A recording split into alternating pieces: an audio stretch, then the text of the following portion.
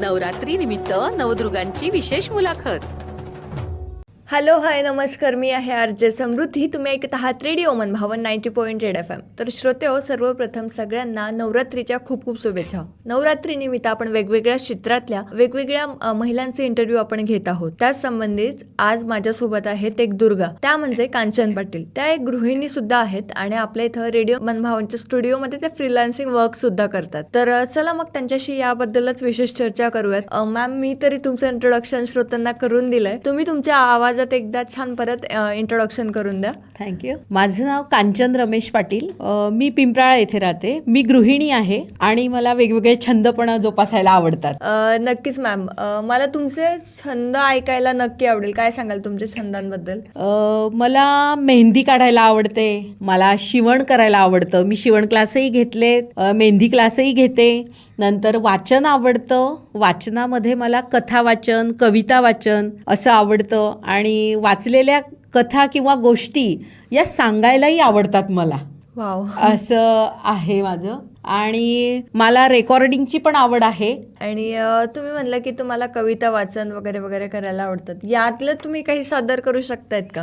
हां, तर मला एक आजीची पैठणी ही कविता खूप आवडते. कारण माझी आजी म्हणजे आजी 90 वर्षाची. आज आजीची पैठणी जी आहे सांभाळून ठेवलेली, तर ती पैठणी 90 वर्षांची आहे. आज आजी या जगात नाही आहे, पण तिची पैठणी आहे आणि ती अगदी नवी कोरी जशी आपण म्हणतो तशी आहे. 90 वर्ष झालं तरी तिचे काठ वगैरे पैठणी खूप छान सुस्थितीत आहे. तर मला आजीची पैठणी कवयित्री शांता शेळके यांची कविता खूप आवडते, तर ती मी वाचून दाखवते. नक्कीच.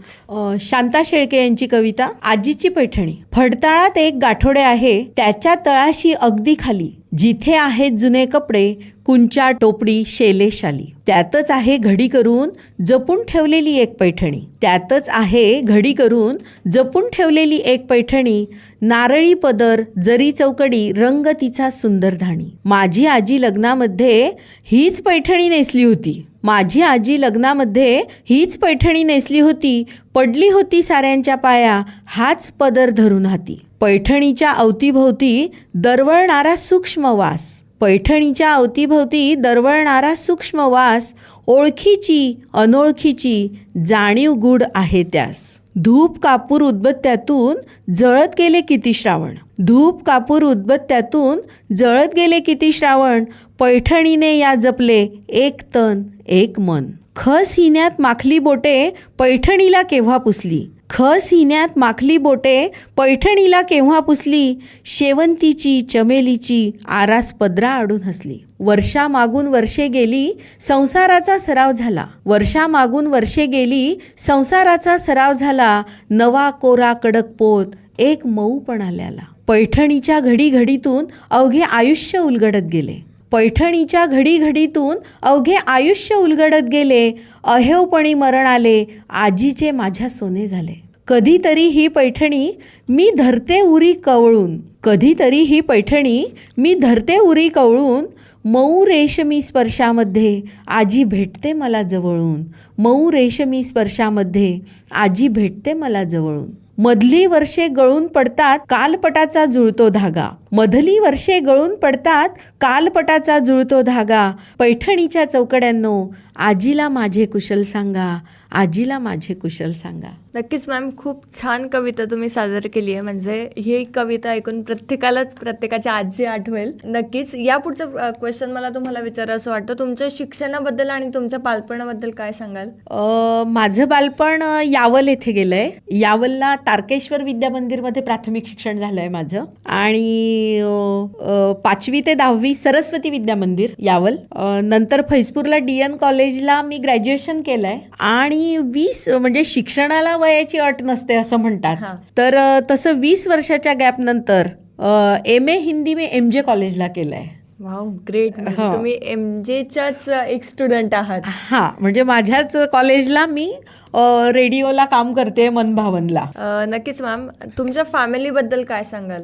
मला 2 मुलं आहेत. माझे मिस्टर बँकेत कामाला आहे आणि मोठा अभिजित तो कॉम्प्युटर इंजिनियर आहे आणि लहान मुलगा रुपेश सिंग तो पण इंजिनियर आहे आणि UPSC थ्रू तो असिस्टंट कमांडंट या पदावर कार्यरत आहे. मला 2 सुना पण आहेत.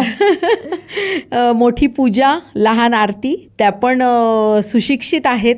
नात आहे 4 वर्षाची राजकन्या, तिला पण पाठांतराची खूप आवड आहे. जसं माझ्या मुलांकडून मी रामरक्षा, पसायदान, की आपण असं म्हणतो ना की संस्कृत लहानपणी संस्कृत श्लोक म्हणल्याने इंग्लिशचे उच्चार सुधारतात, असं आमच्या सरांनी मला सांगितलेलं होतं. सराफ सर म्हणून होते आम्हाला, तर ते आमच्याकडून पाठांतर करून घ्यायचे. तर मला ते असं होतं की आपल्याही मुलांनी संस्कृत म्हटलं तर यांचे इंग्लिशचे उच्चार स्पष्ट राहतील नक्कीच. असं म्हणून त्यांचं पण मी पाठांतर घ्यायची. आणि मग त्याच परंपरेनुसार आता माझी नात आहे राजकन्या, तिने तर ती 4च वर्षाची आहे, पण नुकत्याच आता चिन्मय मिशन पुणेतर्फे भगवद्गीता पाठांतर स्पर्धा होती, तर त्यात तिने भाग घेतलाय. 4थ्या अध्यायातले 7 श्लोक तिने मुखोद्गत केलेले आहेत. अरे वा, छानच. आतापर्यंतचा तुमचा प्रवास कसा राहिलाय, काय सांगाल? आतापर्यंतचा प्रवास तर खूपच छान आहे. म्हणजे मला सुना या मुलींप्रमाणे मिळाल्या आहे. मुलींपेक्षा त्या माझ्या मैत्रिणी जास्त आहेत. मोठी सुनई फार समंजस आहे, लहान सुनेबद्दल तर काही सांगायलाच नको. म्हणजे मला रेकॉर्डिंगची आवड असल्यामुळे माझ्या 2 मुलांनी मला रेकॉर्डिंगचा सेटअपच घरी उभारून दिला आहे. वाव. हां, आणि एडिटिंग असेल, आरतीने मला एडिटिंग पण शिकवलं आहे. नंतर यूट्यूब चॅनल ओपन करून दिलं आहे आणि फॅमिली सपोर्ट मला चांगला मिळाला आहे. माझ्या मिस्टरांचा पण मला खूप सारा सपोर्ट आहे. Great great. अजून काय सांगाल तुम्ही की आतापर्यंत प्रवास छानच गेलाय तुमचा एकंदरीत, पण या प्रवासात आपल्याला काही ना काही अडचणी येत असतात, तर तुम्ही त्या अडचणींना कशा प्रकारे सामोरे गेला आहात?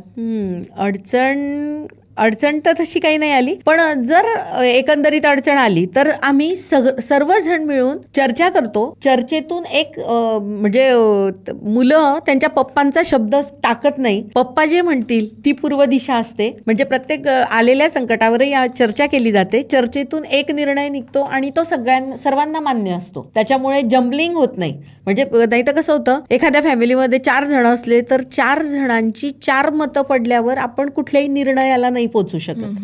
म्हणून आमच्याकडे सगळं असं असतं. नक्कीच. Great ma'am. मला नक्कीच विचारायला आवडेल, तुम्ही आता रेडिओ मन भावने इथं फ्रीलान्सिंग काम करतात, तर तुम्हाला यात एकंदरीत आवड कशी निर्माण झाली?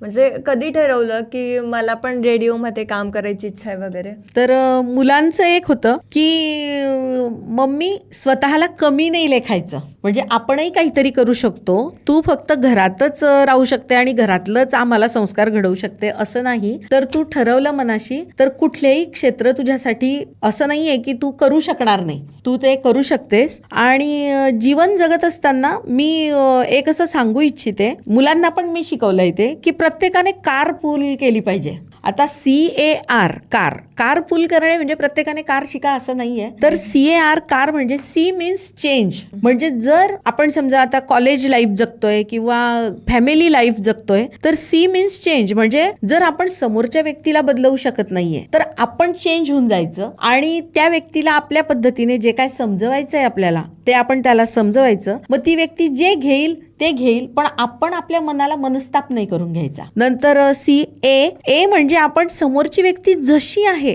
तसं जर त्या व्यक्तीला ॲक्सेप्ट केलं आणि त्यातनं मार्ग काढत राहिलो तर आपल्या मनाला टेन्शन येत नाही. आणि आधी आपण आपलं मन जपायचं, कारण मन सुंदर तर सर्व सुंदर अशातलं आहे. नंतर R म्हणजे रिमूव्ह. म्हणजे जर तुमच्या मनाविरुद्धच त्या ठिकाणी घटना घडत असतील, समजा वर्गात आहे, तुमचं कॉलेज लाईफ आहे, जर मित्रमैत्रिणी तुमचं ऐकत नसतील तर तिथं वाद घालण्यापेक्षा तुम्ही तिथून रिमूव्ह होऊन जायचं. म्हणजे आपल्याला ते टेन्शन येत नाही आणि आपण असं चांगल्या पद्धतीने जीवन जगू शकतो. नक्कीच मॅम. मला नक्कीच जाणून घ्यायला आवडेल की तुमच्या भविष्यातल्या संकल्पना काय आहेत, काय प्लॅन्स आहेत तुमचे यापुढचे?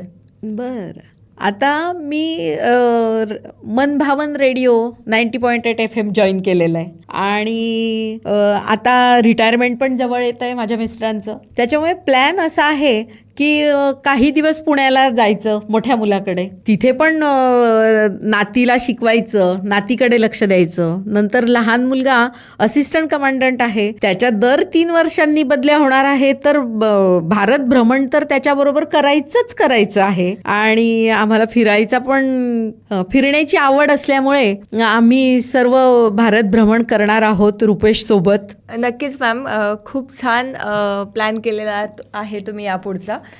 लास्ट क्वेश्चन असा आहे तुमच्यासाठीचा की तुम्ही एक हाऊसवाईफ आहात आणि तुम्ही सध्या इथं रेडिओ वन भावन इथं फ्रीलान्सिंग म्हणून काम सुद्धा करतात. तर या दोघांना सांभाळून तुम्ही महिलांना काय मोटिवेशनल मेसेज देणार? महिलांना मी असंच सांगणार आहे की आपण समाजाचं देणं लागतो. म्हणजे आपण जे घेतो तर ते फक्त घेत न राहता देणं हा गुण सुद्धा आपण घेतला पाहिजे.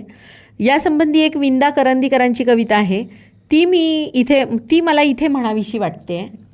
विंदा करंदीकरांची कविता. देणाऱ्याने देत जावे, देणाऱ्याने देत जावे, घेणाऱ्याने घेत जावे, घेता घेता एक दिवस देणाऱ्याचे हात घ्यावे, घेता घेता एक दिवस देणाऱ्याचे हात घ्यावे. हिरव्या पिवळ्या माळावरून हिरवी पिवळी शाल घ्यावी, हिरव्या पिवळ्या माळावरून हिरवी पिवळी शाल घ्यावी, सह्याद्रीच्या कड्याकडून छातीसाठी ढाल घ्यावी, सह्याद्रीच्या कड्याकडून छातीसाठी ढाल घ्यावी. देणाऱ्याने देत जावे, घेणाऱ्याने घेत जावे, घेता घेता एक दिवस देणाऱ्याचे हात घ्यावे. वेड्या पिशा ढगांकडून वेडे पिसे आकार घ्यावे, वेड्या पिशा ढगांकडून वेडे पिसे आकार घ्यावे, रक्तांमधल्या प्रश्नांसाठी पृथ्वीकडून होकार घ्यावे, रक्तांमधल्या प्रश्नांसाठी पृथ्वीकडून होकार घ्यावे. देणाऱ्याने देत जावे, घेणाऱ्याने घेत जावे, घेता घेता एक दिवस देणाऱ्याचे हात घ्यावे. उसळलेल्या दर्याकडून पिसाळलेली आयाळ घ्यावी, उसळलेल्या दर्याकडून पिसाळलेली आयाळ घ्यावी,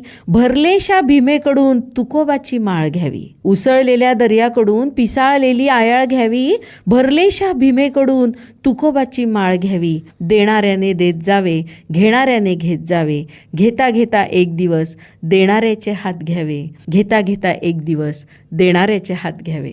नक्कीच मॅम, थँक्यू सो मच. खूप छान मेसेज तुम्ही या कवितामधून दिलेला आहे. तर थँक्यू सो मच, तुम्ही वेळात वेळ काढून श्रोत्यांशी रेडिओ मन भावनवरून संवाद साधला. तर श्रोते, अशाच छान नवदुर्गांशी वेगवेगळ्या क्षेत्रातल्या महिलांशी आपण संवाद साधणार आहोत. त्यासाठी ऐकत रहा रेडिओ मन भावन 90.8 FM, ऑलवेज हार्ट टचिंग.